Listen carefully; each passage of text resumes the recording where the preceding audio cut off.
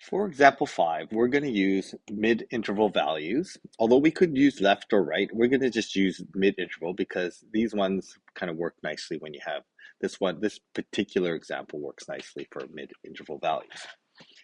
So looking at the three rectangles, we're going to use 3 rectangles, 6 rectangles, and 12 rectangles and kind of compare them. And with 3 rectangles, I've drawn in the 3 rectangles here. So I have it, the interval is going to be from 0 to 2. It's got an interval width of 2. And using the mid-interval value, I have a value of 1.5. Okay, the height is going to be 1.5. So 1.5 times the width of 2 is going to give me an area of 3. For the second interval, I'm going to use that height is going to be 3. It's going to have a width of 2 again. So our mid-interval value times the width of 2 is going to give me 3 times 2, which is 6. And then the last one's going to have a height of 3, a width of, height of 1.5, a width of 3. So I'm going to get, height of 1.5 and a width of 2, which gives me an area of 3. When I sum that all up, my area works out to be, in this case, 12. So we have a displacement of 12 meters. So that's using 3 rectangles. Now, when I draw in the 6 rectangles, I'm going to use these mid-interval values here. So I'm going to use that mid-interval value. Okay, that mid-interval value looks like it's about, we're going to use 0.75 here. So then the interval width is 0.75. So we're going to use 0.75 as my area. Here, looks like we have, this is the mid-interval value is going to be, we're just going to say is 2. That's pretty close to 2. And we're going to have our rectangle looking like this. Okay, so 2 times 1, we're going to have an area of 2. The mid-interval value, we'll just choose that height there. We'll just say it's 3 to make it convenient. And so that area is going to be 1 times 3. And then we'll use the same mid-interval value here for between 3 and 4. We're just going to say it's 3. And then for these ones, these are all kind of symmetrical.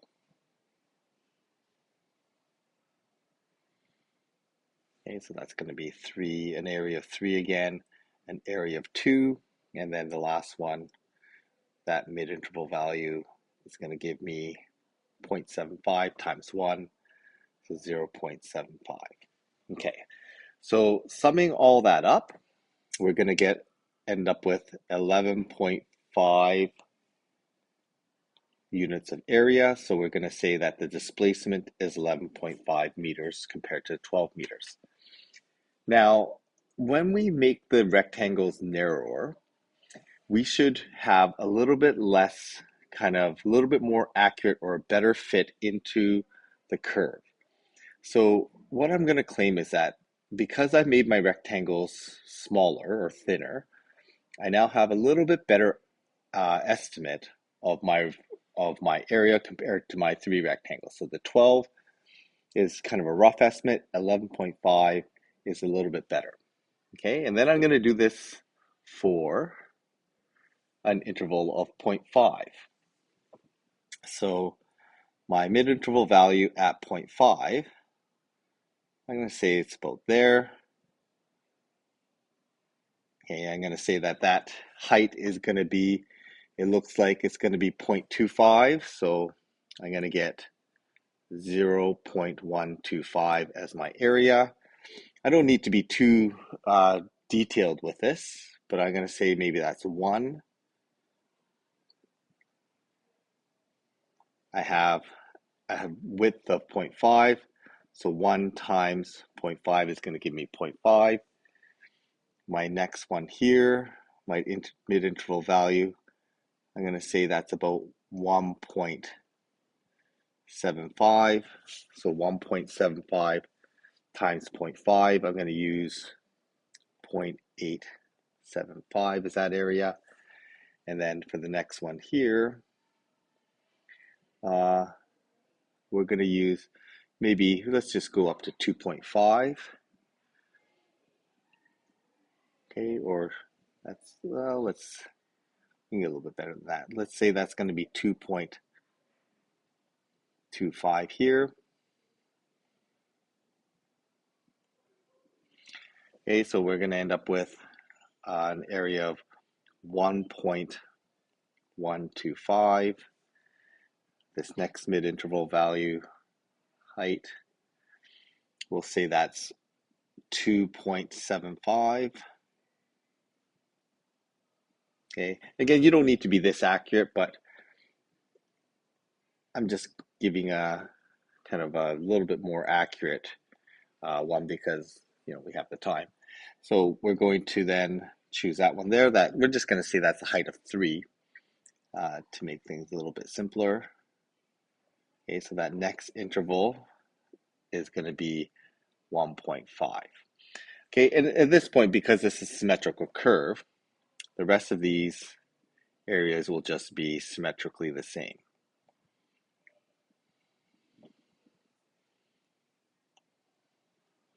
So we get 1.125 here, 0.875. And again, this is, we're estimating. So these values being, I'm kind of been a little bit more detailed than I really need to be with these areas. But as I sketch these in, you should see that those rectangular bars, the black ones, are going to be a better fit than the blue ones. The blue ones are going to be a better fit than the green ones. Okay, the green ones are a really rough fit, whereas these other ones, as we increase the number of bars or we make these bars thinner, our Riemann sums become more and more accurate. Okay, so the black bars in there are fitting a little bit nicer in there than the blue, and then those blues are a little bit better than the green. So when we sum these all up, I'm going to add these all up. I end up with 11 meters of displacement. Okay, so it looks like we're getting a little bit, we're kind of went from 12 to 11.5 to 11, and I would say that 11 is my best estimate. So C represents the more accurate, okay, and in general, we can say that the smaller intervals give better results. Now we can use a right edge, a middle, we can use a left edge, but it actually doesn't matter where we make these rectangles. Okay, although we get slightly different results, the main idea is that if we make these rectangles thinner, we're just going to get better results. And not only that, not just rectangles, it actually doesn't matter the shape because we could use trapezoids. As long as the intervals get thinner, my change in x is smaller, that will give me better and better fit for the area under the curve.